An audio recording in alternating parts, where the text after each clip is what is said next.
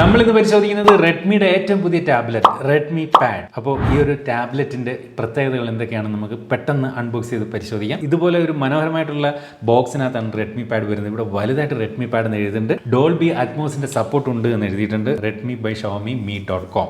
Mint green എന്ന colour variant ആണ്. 6GB 128 ആണ് ഇതിന്റെ വേരിയന്റ്. യെസ്, മനോഹരമായിട്ടുള്ള ഒരു ക്ലോത്തിനകത്ത് കവർ ചെയ്തിട്ടാണ് ഈ ഒരു പ്രോഡക്റ്റ് വരുന്നത്. ഈ ഒരു ക്ലോത്തിൽ തന്നെ ഇതിന്റെ പ്രധാന സ്പെസിഫിക്കേഷൻ ഡീറ്റെയിൽസ് എല്ലാം കൊടുത്തിട്ടുണ്ട്. റെഡ്മി പാഡ് 90 ഹെഡ്സിന്റെ ബാറ്ററി സ്മൂത്ത് ഉണ്ട്. High performance MediaTek പ്രോസറാണ്. 8000 mAh battery. Flagship level uni body design, sleek and stylish. വളരെ ലൈറ്റ് വെയിറ്റും അതുപോലെ നമുക്ക് കനമൊക്കെ വളരെ കുറവ്. ടാബിലേക്ക് നമുക്ക് വരാം. വേറെ ബോക്സിൽ എന്തൊക്കെയുണ്ടെന്ന് നോക്കാം. ഇതിനകത്ത് 22.5 വാട്ടിന്റെ ചാർജറാണ് ഈ ഒരു ടാബ്ലറ്റിനോടൊപ്പം നൽകിയിരിക്കുന്നത്. ഷവോമിയുടെ പല ഫോണുകളോടൊപ്പവും ടിപ്പിക്കലി വരുന്ന ഒരു ചാർജറാണ് ഈ 22.5. പക്ഷേ ടാബ്ലറ്റിന് 18 വാട്ടിന്റെ ഫാസ്റ്റ് ചാർജിങ് സപ്പോർട്ടാണ് ഉള്ളത്. ചാർജിങ്ങിന് വേണ്ടി A to Type-C കേബിൾ ആണ് നൽകിയിരിക്കുന്നത്. പിന്നീടുള്ളത് ഇവിടെ ഒരു user manual warranty card information ആണ്. അതുപോലെ ഇവിടെ ആയിട്ട് സിം ഇജക്ടർ പിൻ നൽകിയിട്ടുണ്ട്. അപ്പോൾ അത്രയും സാധനങ്ങളാണ് ഈ ഒരു ബോക്സിനകത്ത് ഉണ്ടായിരുന്നത്. ഇനി ടാബിലേക്ക് വരാം. നല്ല ഒരു നീറ്റ് ആൻഡ് ക്ലീൻ പാക്കിംഗ്.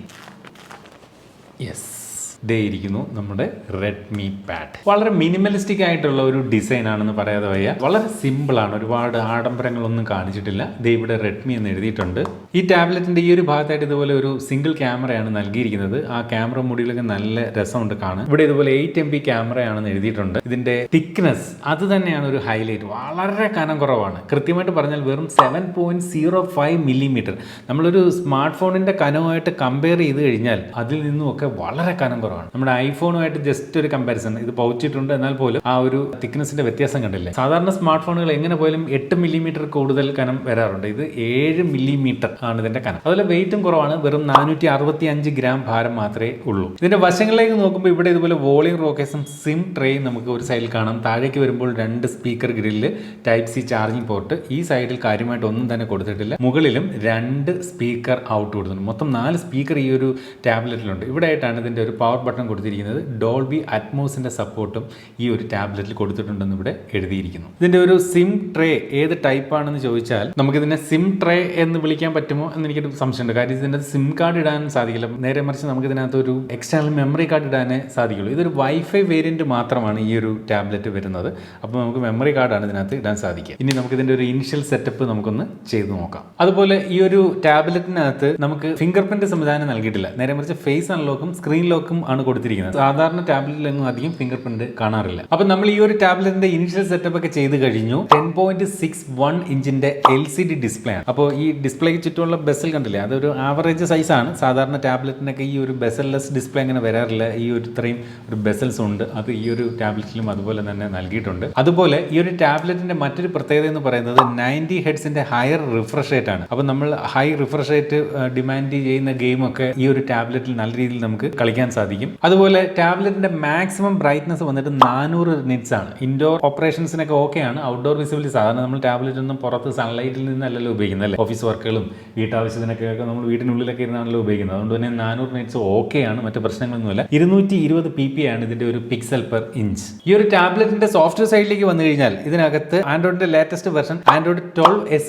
ഈ ഒരു ടാബ്ലറ്റ് വർക്ക് ചെയ്യുന്നത്. ഷവോമിയുടെ യൂസർ ഇന്റർഫേസുള്ള MIUI 13.1.1 ഇതിനകത്ത് വന്നിട്ടുണ്ട്. ഈ ഒരു ടാബിനകത്ത് പ്രീ ഇൻസ്റ്റാൾ ആയിട്ട് വരുന്ന ആപ്ലിക്കേഷനെ കുറിച്ച് ചോദിച്ചാൽ അധികം പ്രീ ഇൻസ്റ്റാൾഡ് ആപ്ലിക്കേഷൻ ഇല്ല. ഗൂഗിളിൻ്റെതായിട്ടുള്ള സാധാരണ ആൻഡ്രോയിഡ് ടാബ്ലറ്റിലും ഫോണുകളിലും ഒക്കെ കാണുന്ന ആപ്ലിക്കേഷനും പിന്നെ ഷവോമിയുടെ കുറച്ച് ടൂൾസ് ആപ്ലിക്കേഷൻസും ഒക്കെ ഒഴിച്ചു നിർത്തിയാൽ അധികം ബ്ലോട്ട് വേസുകളൊന്നുമില്ല. നെറ്റ്ഫ്ലിക്സ് എന്ന പ്രീമിയം ആപ്ലിക്കേഷൻസ് പ്രീ ഇൻസ്റ്റാൾ ആയിട്ട് വരുന്നുണ്ട്. അല്ലാതെ ആ ബ്ലോട്ട് വേസുകളൊന്നും അങ്ങനെ ഇതിനകത്ത് ഇല്ല എന്നുള്ളത് ഒരു വലിയ കാര്യം തന്നെയാണ്. ഈ ഒരു ടാബ്ലറ്റിന്റെ ബ്ലൂടൂത്ത് വെർഷൻ എന്ന് പറയുന്നത് 5.1 ആണ്. അതുപോലെ വൈഫൈയുടെ സപ്പോർട്ട് എന്ന് പറയുന്നത് Wi-Fi 5 ആണ് ഇതിനകത്ത് നൽകിയിരിക്കുന്നത്. മാത്രമല്ല IP52 വാട്ടർ റിപ്പല്ലന്റ് ആയിട്ടുള്ള ഡിസൈൻ ആണ് നൽകിയിരിക്കുന്നത്. അപ്പോൾ ചെറുതായിട്ട് മഴത്തുള്ളികളൊക്കെ ഒന്ന് വീണാലും അതിനെ പ്രതിരോധിക്കാനുള്ള കഴിവും ഈ ഒരു ടാബ്ലറ്റിന് നൽകിയിട്ടുണ്ട്. നമുക്കിതിന്റെ സൗണ്ട് ക്വാളിറ്റി ഒന്ന് എക്സ്പീരിയൻസ് ചെയ്യണം.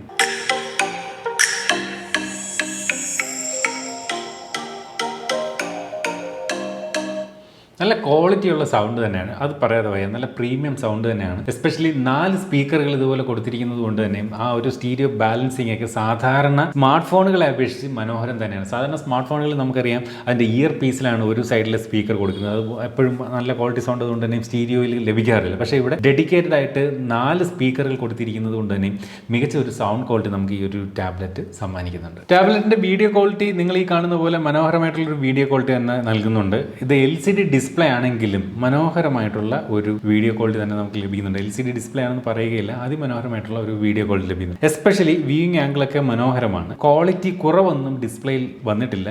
LCD ആണെന്ന് പറയുമ്പോൾ ഉള്ള ഒരു കുറവേ ഉള്ളൂ, LED അല്ല എന്നുള്ളതേ ഉള്ളൂ. പക്ഷേ അത് ഒരിക്കലും ഇതിന്റെ ഒരു ഡിസ്പ്ലേയിൽ നമുക്ക് അങ്ങനെ തോന്നുന്നില്ല. മനോഹരമായിട്ടുള്ള വീഡിയോ ക്വാളിറ്റി തന്നെയാണ് ഈ ഒരു ടാബ്ലറ്റ് സമ്മാനിക്കുന്നത്. ഇതിന്റെ പെർഫോമൻസ് സൈഡിലേക്ക് വന്നു കഴിഞ്ഞാൽ MediaTekന്റെ G99 എന്ന് പറയുന്ന പ്രോസസ്സറാണ് ഈ ഒരു ടാബ്ലറ്റിന് കരുത്ത് പകരുന്നത്. അടുത്തിടെ ഷവോമിയുടെ സ്ക്വാഡിൽ നിന്ന് പുറത്തു വന്ന പോക്കോ M5 എന്ന് പറയുന്ന ഫോണിനകത്ത് കണ്ട സെയിം പ്രോസസ്സറാണ് ഇതിനകത്ത് നൽകിയിരിക്കുന്നത്. ആ ഒരു പ്രോസസ്സർ ഒരു മീഡിയം പ്രോസസ്സറാണ്, തരക്കേടില്ലാത്ത ഒരു പ്രോസസ്സറാണ്. ഒരുവിധം നല്ല ഒരു ഗെയിമിംഗ് എക്സ്പീരിയൻസ് ഒക്കെ നൽകുന്ന ഒരു പ്രോസസ്സർ തന്നെയാണ് ഈ പറഞ്ഞ MediaTekന്റെ G99 എന്ന് പറയുന്നത്. നേരത്തെ തന്നെ നമ്മൾ G95, G96, അതുപോലെ MediaTekന്റെ G85, G88 ഒക്കെ നമ്മൾ കണ്ടിട്ടുണ്ട്. ഇതൊരു ലേറ്റസ്റ്റ് പ്രോസറാണ് G99. പോക്കോ M5 നമ്മൾ ടെസ്റ്റ് ചെയ്ത ഒരു പ്രോസറാണ്. പോക്കോ M5 കൂടാതെ Redmi 11 4G എന്ന ഷവോമി സ്മാർട്ട് ഫോണിലും ഈ പറഞ്ഞതുപോലെ G99 പ്രോസറുമായിട്ടാണ് വന്നത്. അപ്പോൾ G99 ഈ പറഞ്ഞ കണക്ക് വിശ്വസിക്കാവുന്ന ഒരു പ്രോസറാണ്. ടാബ്ലറ്റിന്റെ കേസിൽ നമ്മൾ ഒരുപാട് ഗെയിമൊന്നും കളിക്കില്ലെങ്കിലും ഒരു മീഡിയം ഗെയിമിങ്ങിനൊക്കെ ഈ പറഞ്ഞ പോലെ G99 ഒരു മികച്ച പ്രോസർ തന്നെയാണ്. ഇതിന്റെ വേരിയന്റിനെ കുറിച്ച് പറഞ്ഞാൽ 3GB RAM ആണ് ബേസ് വേരിയന്റ്. 4GB RAM ഉള്ള മറ്റൊരു വേരിയന്റ് ഉണ്ട്, മിഡിൽ വേരിയന്റ്. അതുപോലെ 6GB RAM ഉള്ള വേരിയന്റ് ഉണ്ട്. നമ്മൾ പരിശോധിക്കുന്നത് 6GB RAM ആണ്. റാം ടൈപ്പ് എന്ന് പറയുന്നത് LPDDR4X RAM ആണ്. അതുപോലെ സ്റ്റോറേജ് ടൈപ്പ് എന്ന് പറയുന്നത് 64GB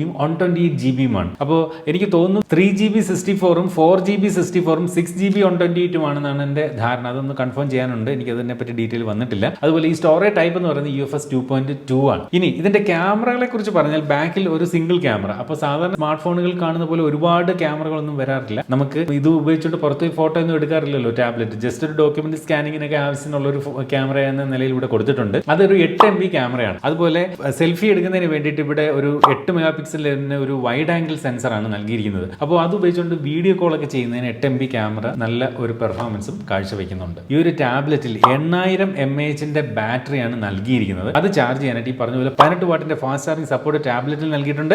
22.5 വാട്ടിന്റെ ഫാസ്റ്റ് ചാർജർ ടാബ്ലറ്റിന്റെ ബോക്സിനകത്തും നൽകിയിട്ടുണ്ട്. അപ്പോൾ 18 വാട്ട് എന്ന് പറയുന്നത് കുറച്ചും കൂടെ കൂടുതൽ ഉണ്ടായിരുന്നെങ്കിൽ നല്ലതെന്ന് തോന്നി. അടുത്തായിട്ട് ഇതിന്റെ ഒരു കളർ വേരിയന്റ് ആണ്. Graphite grey, moonlight silver, mint green എന്നീ 3 നിറങ്ങളിലാണ് ഈ ഒരു ടാബ്ലറ്റ് വരുന്നത്. ഇന്ന് പരിചയപ്പെട്ടത് മിന്റ് ഗ്രീൻ എന്ന കളർ വേരിയന്റ് ആണ്. അടുത്തതായിട്ട് ഈ ഒരു ടാബ്ലറ്റിന്റെ പ്രൈസിംഗ് ആണ്. അപ്പോൾ ബേസ് വേരിയന്റ് 3GB റാമിലാണ് വരുന്നത്. അപ്പോൾ ഇതിന്റെ ഒരു പ്രൈസ് എനിക്ക് സത്യത്തിൽ അറിയത്തില്ല, ഞാനൊന്ന് ഗസ് ചെയ്യാം, എത്രത്തോളം ശരിയാവും അറിയത്തില്ല. എന്റെ ഒരു ഗസിംഗ് അനുസരിച്ചിട്ട് ഈ ഒരു ടാബ്ലറ്റിന് ഷവോമി ഒരു 15,000-നും ഒരു 20,000-നും ഇടയിലായിരിക്കും പ്രൈസ് എന്തായാലും വരാനുള്ളൊരു സാധ്യത ഞാൻ കാണുന്നത്. അപ്പോൾ ഒരു 16,000 ഒക്കെയാണ് ഇതിന്റെ പ്രൈസ് എങ്കിൽ ഒരു അഗ്രസീവ് ആയിട്ടുള്ള മികച്ച പ്രൈസിംഗ് ആണെന്ന് എനിക്ക് അതിനെ വിശേഷിപ്പിക്കേണ്ടി വരുന്നു. ഒരുപക്ഷെ 16-ൽ പുറത്തും പോവാം. അതാണ് ഞാൻ പറഞ്ഞത്. 15-നും 20-നും ഇടയിലാണ് ബേസ് വേരിയന്റിന് ഞാൻ എക്സ്പെക്ട് ചെയ്യുന്നത്. നമുക്ക് നോക്കാം എൻ്റെ പ്രൈസ്. ആക്ച്വലി ഈ ഒരു വീഡിയോ ഷൂട്ട് ചെയ്യുമ്പോൾ അതിന്റെ പ്രൈസ് അറിവായിട്ടില്ല. എന്തായാലും പ്രൈസ് നമുക്ക് ചെക്ക് ചെയ്യാം.